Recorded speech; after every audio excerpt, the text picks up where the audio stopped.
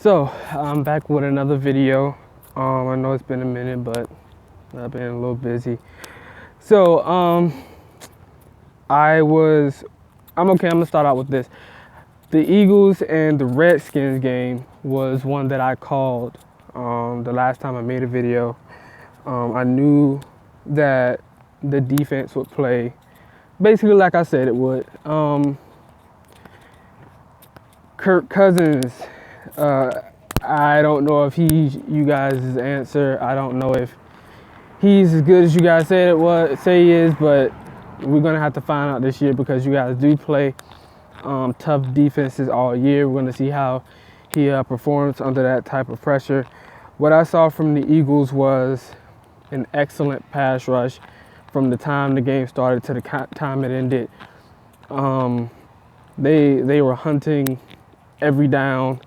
They didn't let up. They didn't give away too many opportunities for Kirk Cousins to get comfortable or be able to set itself, and I think that really threw him off. The blitz packages were really good, even though they let up on the blitzes. Like as the game kind of got into the fourth quarter, they kind of let up on it. But they were still able to get to him with their front four, which is always good for a defense. So Carson Wentz also, he held his own. He overthrew and underthrew some passes, which kind of had me, at a pause. But Josh Norman would have got destroyed on both of those passes. The one that Josh Norman almost picked off clearly was underthrown. That ball could have been placed much better because Torrey Smith was so far ahead of him. He was at least 2-3 yards ahead of him. If he didn't have to slow down, that would have been a touchdown. And then the second one, he overthrew him. That could have been a touchdown. So it could have been a lot worse. It was just, it was first game, for both teams. But all around, the Eagles pretty much did what I thought they were going to do. I don't know if they could have played any, better than what they did or any better than what anybody expected. That defense does have holes on it. The Redskins defense does have holes on it. So, you kind of take this one with a grain of salt. But like I said, Josh Norman didn't follow around Alshon like I knew it. I've been saying that. People been calling me a hater. You can call me what you want to call me. That dude does not follow the number one. And I don't see how you pay somebody $70 million to stay on one side of the field, but that ain't my business. That's a Redskins problem. It ain't got nothing to do with me. I also think that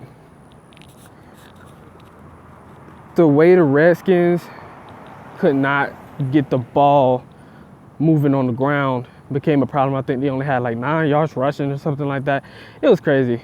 That front four of Philly was really giving y'all a hard time. Derek Barnett had 3 pressures. He didn't get a sack, but he did look good against y'all left tackle. I forget his name, but he did. He looked pretty good. He just couldn't like really get the emphasis at the end of his plays. So he's strong. I mean, he went against a really good left tackle, probably the best left tackle in the league. That's a toss-up. But for him being a rookie and that being his first game and that being his first left tackle, he did solid. Like I said, I didn't expect the score to be that high. I thought it was going to be like a 17-21 type of game. But yeah, I kind of felt like the Eagles were going to win simply because Carson Wentz didn't disappoint. I mean, he had that one interception, and it was a bad pass. That was a bad pass, a bad read, because Ryan Kerrigan completely fooled the shit out of him. He thought Ryan Kerrigan was going to come off that edge, and then as soon as he hiked the ball, he was going to go for the first read throw. Ryan Kerrigan dipped back. Now, the ball was tipped, but I believe that the ball was going to be intercepted anyway. I honestly do. I think it was going to be intercepted anyway because of how Ryan Kerrigan dipped back into coverage so quick. So he has to get better at, reading that type of stuff. And if it's not there, don't throw it. If it's not there, do not throw it. He needs to develop that mentality. He is a gunslinger by nature, and we all see that, so he just needs to get better at reading the field and what's actually going on. Doug Peterson, play calling, still shit. Still fucking sucks. You guys are running screens on like 3rd and 10. I'm like, the fuck is this? Like, running plays on 3rd and 11. Like, it was just the dumbest shit. Like, the absolute dumbest shit that I've seen. So, that's nothing new. Ronald Darby with that ankle, it looks awful. That shit looks awful. He's going to be out for at least 6 weeks. So the Eagles are back to square one. Both of their guys that were supposed to come in and do their thing, they're both hurt. They're both out for an extended amount of time. We're going to see how that secondary is going to hold up. So now the pressure's on that front four again. We got to see. We got to see. You guys play Kansas City next, but I'll get into that into my next video, which is Sunday when y'all actually do play. So I'll just have like some post-game reactions and stuff. But the Redskins play the Rams. Once again, I'll have my post-game reactions. I do think Philly will lose their next game between 3 to 10 points because of how Kansas City can literally spread the ball to just about anybody. And it puts pressure on secondaries, especially if y'all zone. It's ridiculous. And I do think that the Rams will beat the Redskins. I like how Cooper Kupp is looking, and the way Breeland plays, I'm just not convinced that he's all that good. And I think a healthy Sammy Watkins will give Josh Norman some problems. So I think they barely lose that game too, maybe about 3 points, 6 points, something like that. So to this Dallas and Cowboys game, whew. A lot I can say, man. A lot I can say. First off, we lost. We just flat out lost. Our offense gave us absolutely nothing. And it's the fact of it is, it's not our offense. It's the offensive line gave us absolutely nothing. Zip, zero, zilch, nada, nothing. We can get nothing. We can get a damn thing from them.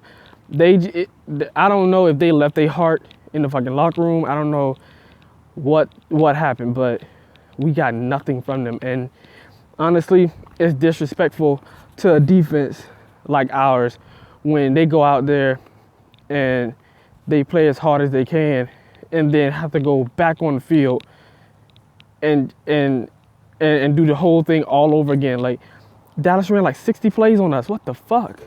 What the fuck? Like, if it was any other team, if it was just about any other team who didn't have dogs on defense, Dallas probably would have put up 40 points. And I'm being dead ass real. Like that would have been, the Browns or the Dolphins or somebody who defense not as stout as ours. They would have put up like 40 points on them, because you can't have Dallas on the field that long and hold them to 19 points, and one of them was a touchdown. So the one bright spot from that game is the fact that our defense is still good. Our defense still red zone monster. It's still stout. We gave up some yards, but we didn't give up the big plays, as far as touchdown wise. Eli Apple did get torched, which was a downer for me, but it's game one. We just got to see. We got to wait and see. But, the offensive line was awful. It was absolutely awful. If we didn't have Pugh and Richburg, it would be worse. It would be so much worse. And I saw plays. I go back and I was looking at the stuff that happened during the game. I'm looking at certain players move around. I'm looking at certain plays. And when I watch it, Evan Ingram got open a ton. Brandon Marshall even got open a couple times. But when the offensive line can't allow Eli to set himself and to look beyond the first read.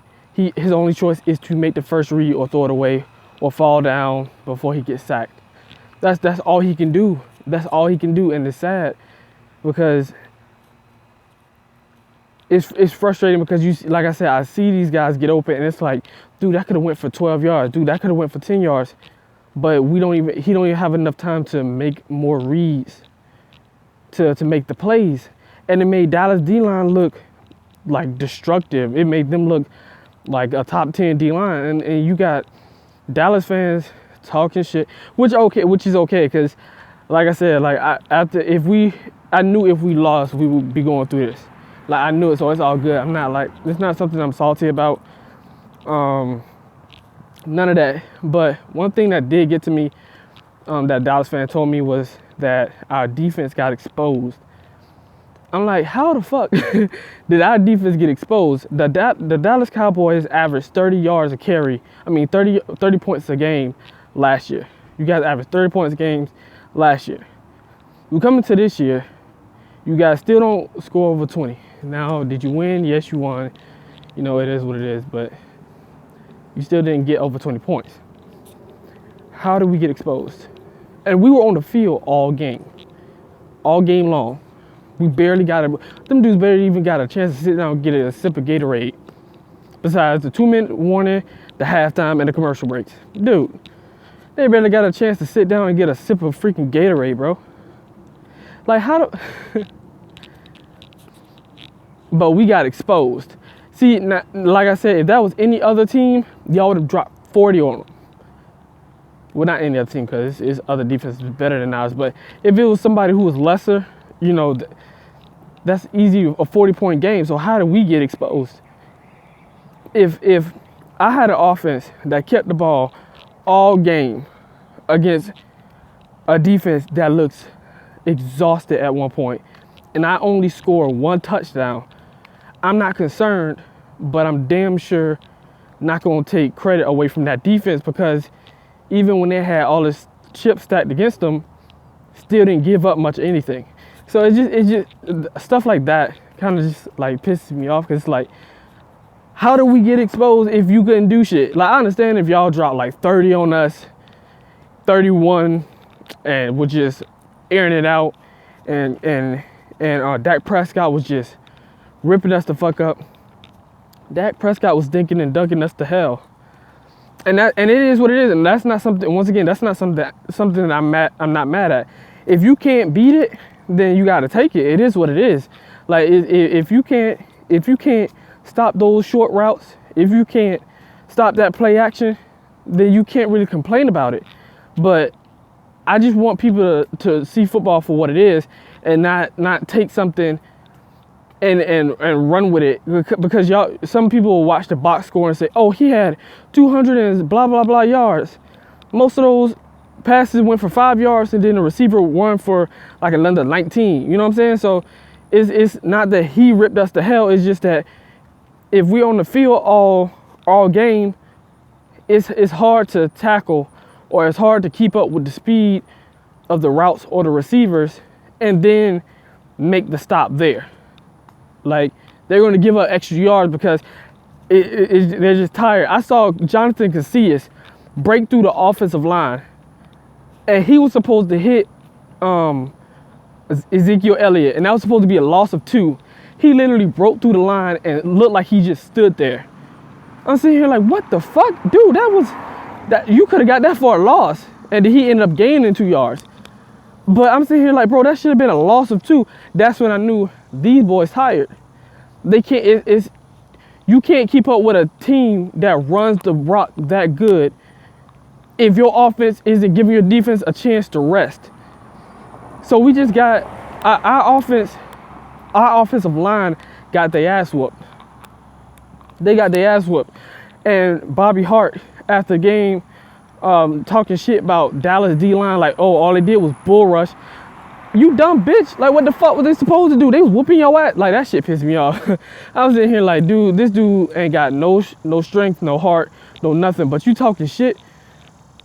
He hurt his ankle, so he might not be playing next game. And Chad Wheeler may play. which is somebody I'm looking forward to watching. I was high on Chad Wheeler before the draft, and I really want to see him in the game time situation, see how good he holds up, if he does hold up. I'm just ready to see something different, ready to see something new. But props to Dallas, they won game one. It is what it is. It's nothing you can do about that. You know, just take it, you know, learn from it, hit the film room, adjust to the mistakes you made, and get ready for the Lions. Another matchup I want to talk about is the Dez versus Janoris Jenkins. Oh boy, this one right here. This one right here is crazy. So, I'll admit I saw 2 plays that that JJ could have been called for holding on. And I'm like, whoa. But the rest of the game, it just looked like a scrap fight. Like, for real, it just looked like 2 guys. You can tell they don't like each other. You can tell they don't like each other, so you know it's gonna get chippy. My thing is, you can see Dez on a lot of plays stick his hand back first, and then JJ engages him. Would you call a flag on that? Would I call a flag on that? No, I wouldn't, because that's just cornerback and receiver hand play. That right there, that it just is what it is. Let them boys play good chippy football. Let them boys play aggressive football. Like, if Janoris Jenkins reach out and put his hand on Dez's chest plate, not even grab it, just touch it, everybody like, oh, that should be a flag. Come on, stop it. Just stop it. Y'all, Dez, and then Dez, once again, after talking shit, oh, he got lucky. Yes, he did get lucky on that one post route at the red zone. And Dak should have placed that ball better. If he would have placed the ball better, it would have been a touchdown. But let's not forget, when he threw that fade route, you're supposed to be Mr. Big Man. You're supposed to be Mr. Bully. You jump up. You're supposed to bring that down. What happened?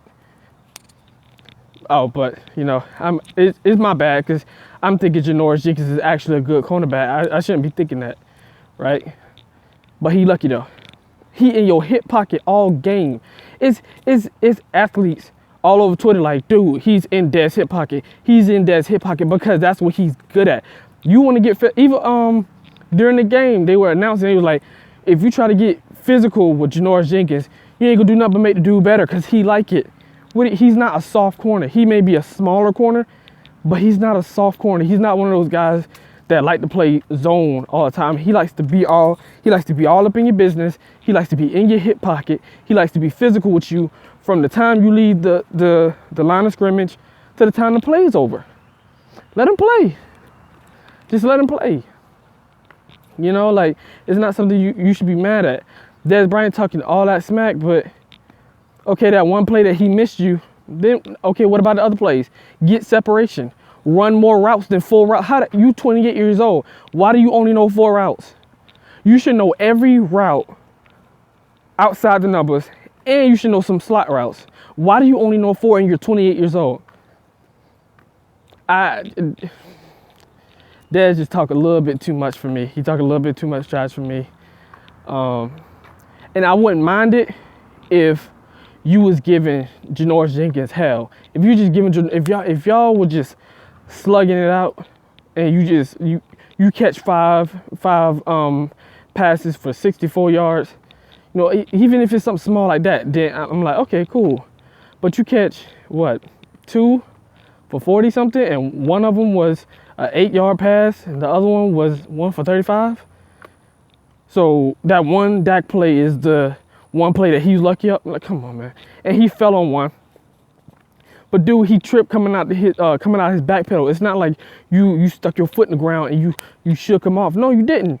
He tripped coming out his back pedal. But some people won't see it like that, so it is what it is. But you know, it's no excuses. Like, the offensive line should have played better, way better. I wish we would have got more production out of our running backs. That was sad. You know, we just got beat. You just gotta chop it up and learn from it. Whatever we did wrong, we need to see it. We need to make immediate adjustments, or it's gonna be a hard year for us. So, you know, we're gonna see. We gonna knowing the Giants, we gonna heat up at the right time. We gonna do what we have to do. We gonna pull it together, and we're gonna be all right. And no, I'm not finna use the Odell Beckham ain't here story. I'm not finna use that because at the end of the day, we have other weapons who can make plays and who can actually play football. There's no way in the world one guy should be our total offense. No way in the world. So I'm holding them accountable just like I hold him accountable, and hopefully we can make plays, better plays, bigger plays down the road and learn how to control this ball on offense. So Monday we got the Lions. We have the Lions. I do believe we will win this one. I'm not really good on giving out the score. Well, not good at it, but I don't like giving out the score. It's more of a jinx thing for me. So I won't give it out, but I do believe that we'll win in a pretty good game. So we just got to bounce back. Make sure this game is a good game. It's a bounce back game. It's a game that matters and means something. So so we don't start off 0-2 and then go to Philly, because that's just it's not a good mix. So, you know, what you got to do, we got to do and ball as hard as we can, and we'll pull it out. You know, everybody got to be accountable. Everybody got to do their jobs. Oh, and one more thing about defense. Dalvin Tomlinson, the guy we got from Alabama, was the best run stopping interior lineman in week 1, which is something that I was proud of. I knew he was going to be a baller, but the fact that he did get that was great on him. And then we had BJ Goodson with 18 tackles, 14 solo, 4 assisted, something that I did not see happening, which is something that I'm also proud of. And I think both of those guys are going to develop very well with Spags. So it's something I'm looking forward to, those two as well. I'm looking forward to seeing what those guys can do, you know, moving forward. I know they're going to be ballers. I know they're going to be beasts. So any Giants fan who did have doubt about them, I want you guys to watch those two in particular very closely. I want you to watch them very closely and see and see how they do progress and see how they do get better, because we do have bright young talent on our defense. You know, it's not just, you know, the older guys. The younger guys are coming up and they're doing their thing, you know, as well. Landon Collins made the team of the week as a safety. He had like a 90-something% success rating. So something that I'm really proud of, and something that is really good to see on our defense. So yeah, we just got to put it together. We'll get it right though. We'll get it right, G-Fam. All right, I'm out.